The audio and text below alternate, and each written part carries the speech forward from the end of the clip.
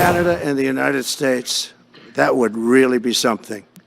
You get rid of that artificially drawn line, and you take a look at what that looks like, and it would also be much better for national security. Don't forget, we basically protect Canada.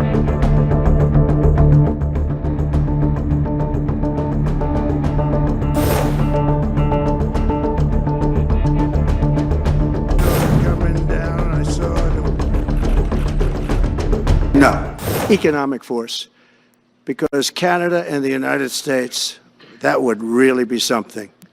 You get rid of that artificially drawn line.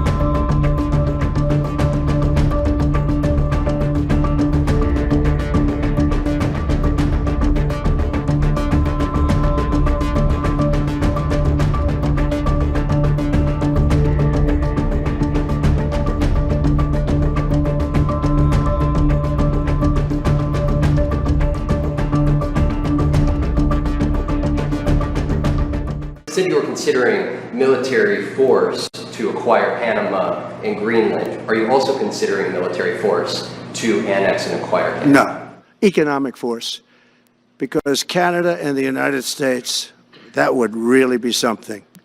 You get rid of that artificially drawn line, and you take a look at what that looks like, and it would also be much better for national security. Don't forget, we basically protect Canada. But here's the problem with Canada. So many friends up there. I love the Canadian people. They're great. But we're spending hundreds of billions a year to protect it.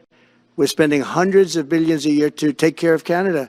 We lose in trade deficits. We're losing massive. We don't need their cars. You know, they make 20% of our cars. We don't need that. I'd rather make them in Detroit. We don't need the cars. We don't need their lumber. We have massive fields of lumber. We don't need their lumber. We have to unrestrict them because stupid people put, restrictions on, but I can do that with an executive order. We don't need anything they have. We don't need their dairy products. We have more than they have. We don't need anything. So why are we losing $200 billion a year and more to protect Canada? And I said that to, as I called him, Governor Trudeau. I said, listen, what would happen if we didn't subsidize you, if we didn't, because we give them a lot of money. We help them. As an example, we're buying icebreakers, and Canada wants to join us in the buying of icebreakers. I said, we don't really want to have a partner in the buying of icebreakers. We don't need a partner. But no right. Nope, no right. Here's what we have. We have a right not to help them with their financial difficulties because we owe $36 trillion too. We're going to start knocking it out pretty fast, but we're going to be able to do it because of energy and other things. But no right. No right. But why are we supporting a country, $200 billion plus a year? Our military is at their disposal. All of these other things, they should be a state.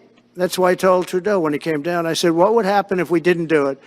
He said Canada would dissolve. Canada wouldn't be able to function if we didn't take their 20% of our car market. They send us hundreds of thousands of cars. They make a lot of money with that. They send us a lot of other things that we don't need. We don't need their cars, and we don't need the other products. We don't need their milk. We got a lot of milk. We got a lot of everything, and we don't need any of it. So I said to him, well, why are we doing it? He said, I don't really know. He was unable to answer the question. But I can answer it. We're doing it because of habit, and we're doing it because we like our neighbors, and we've been good neighbors. but we can't do it forever, and it's a tremendous amount of money. And why should we have a $200 billion deficit and add on to that many, many other things that we give them in terms of subsidy? And I said, that's okay to have if you're a state. But if you're another country, we don't want to have it. We're not going to have it with European Union either. European Union, we have a trade deficit of $350 billion. They don't take our cars. They don't take our farm product. They don't take anything. And so we're not going to have it with them either.